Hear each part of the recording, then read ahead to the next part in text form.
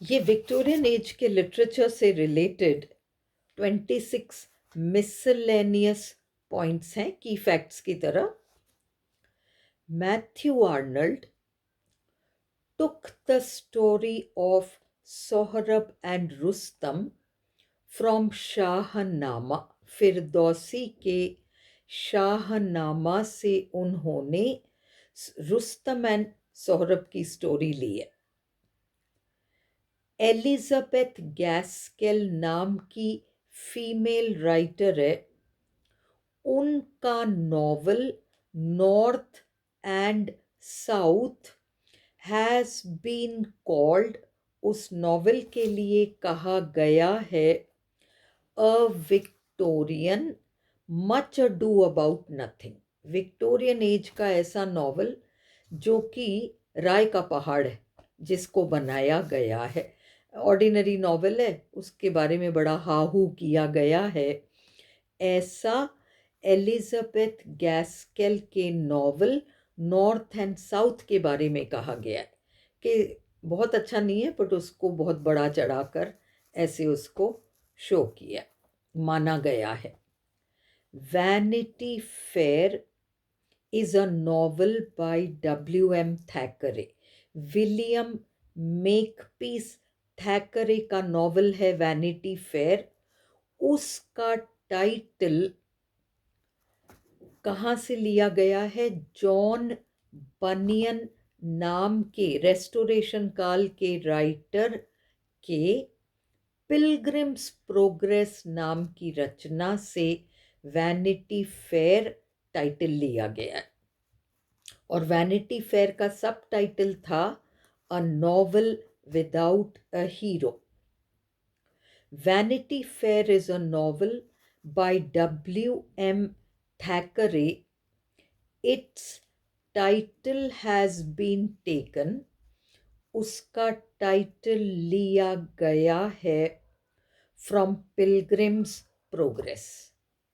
John बनियन नाम के writer के पिलग्रिम्स प्रोग्रेस नाम की रचना से।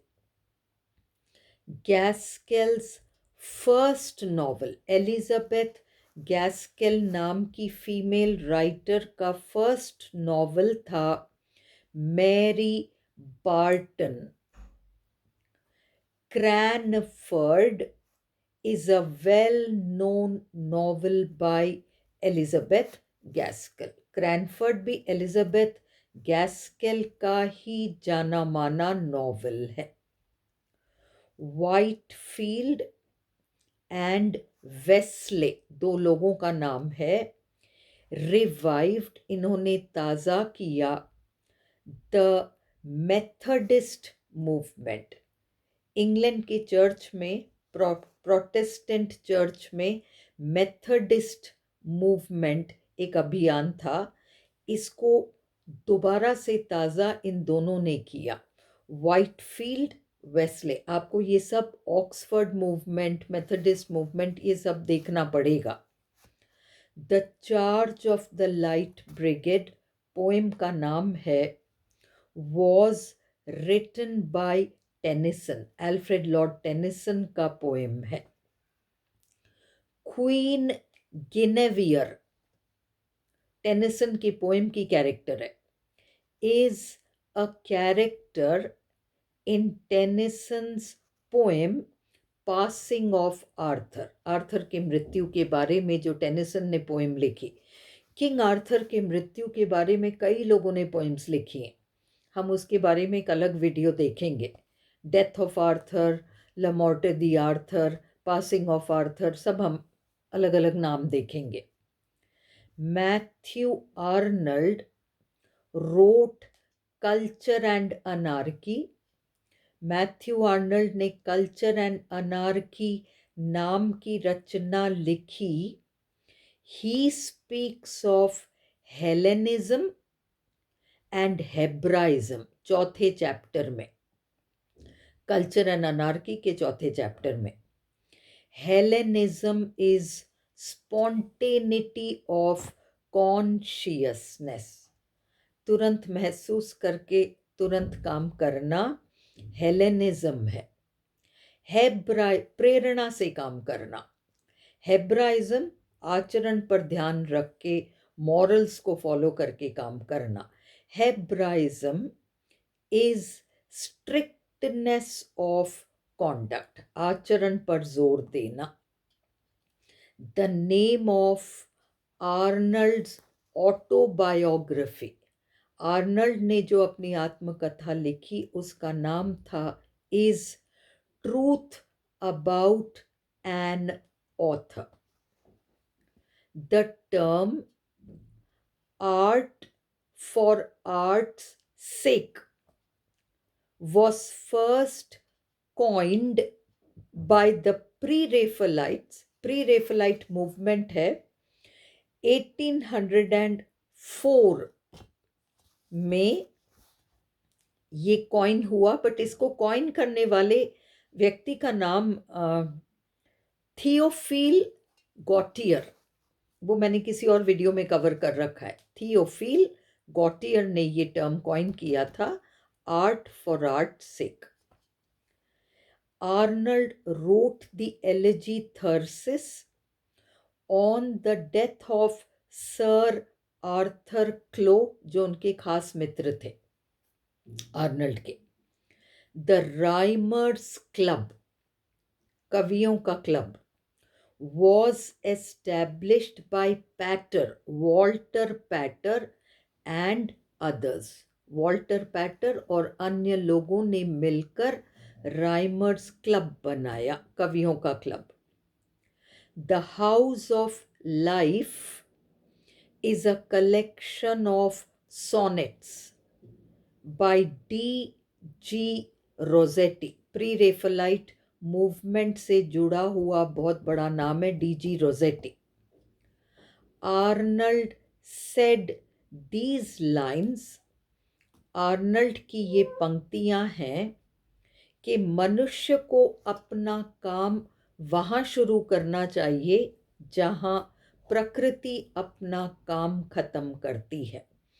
Man must begin where nature ends, जहाँ प्रकृति अपना काम खत्म करती है वहाँ मनुष्य को अपना काम शुरू करना चाहिए। The Oxford movement is known as the Tractarian movement. ये चर्च से जुड़ा हुआ मूवमेंट है, ऑक्सफोर्ड मूवमेंट। इसका दूसरा नाम है ट्रैक्टेरियन मूवमेंट। इट वॉज एसेंशियली, मूल रूप से, अ रिलीजियस मूवमेंट, धार्मिक मूवमेंट था। Matthew Arnold first used the term grand style। Grand style बहुत जाना माना फ्रेज है लिटरेचर में, मिल्टन के लिए ये बहुत ज़्यादा यूज़ होता है, पर इसको सबसे पहले यूज़ करने वाले व्यक्ति मैथ्यू आर्नल्ड थे। It is widely used for Milton. The subtitle of Vanity Fair is a novel without a hero। The Germ was the name of a periodical, ये एक पत्रिका का नाम है जर्म। क्वीन विक्टोरिया का गोल्डन जुबली, 50 साल शासन का, 1837 में ये सिंहासन पर आई, तो 1887 में इनके 50 साल हुए, गोल्डन जुबली। 60 साल में डायमंड जुबली हो जाता है, वो 1897 में था। हर diamond jubilee year was 1897, 60 years। The picture of Dorian Gray बहुत फेमस नॉवल है ऑस्कर वाइल्ड का, ऑस्कर वाइल्ड का एकमात्र नॉवल है।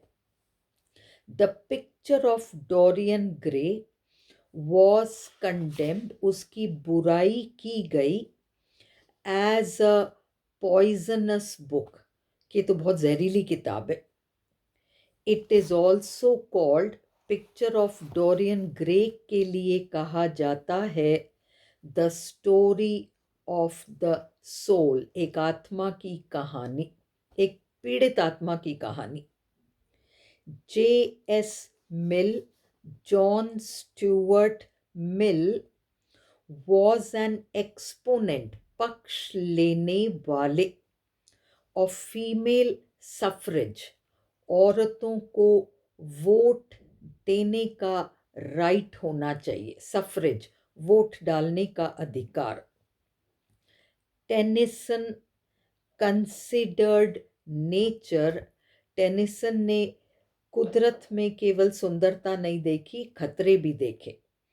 Tennyson considered nature as red in tooth and claw, लाल रंग के नाखून है, लाल रंग के दांत हैं प्रकृति के, खतरनाक है प्रकृति। There are 12 books in the ring and the book, Robert Browning की रचना है the ring and the book, उसके 12 भाग हैं।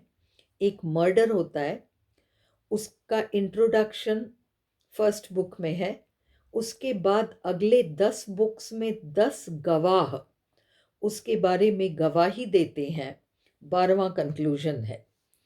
It is a story by Browning, Browning के द्वारा लिखी गई कहानी है, about the murder of a wife, Pompilia, Pompilia नाम की एक पत्नी की हत्या बाय हर वर्थलेस हस्बैंड, उसके बेकार हस्बैंड के द्वारा।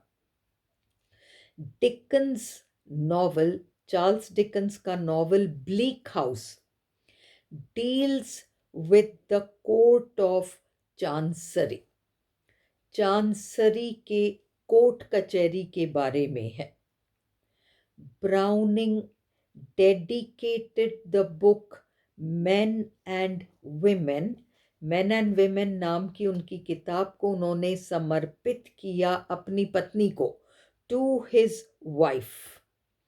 It is a collection of dramatic monologues, dramatic monologues का वह संकलन है।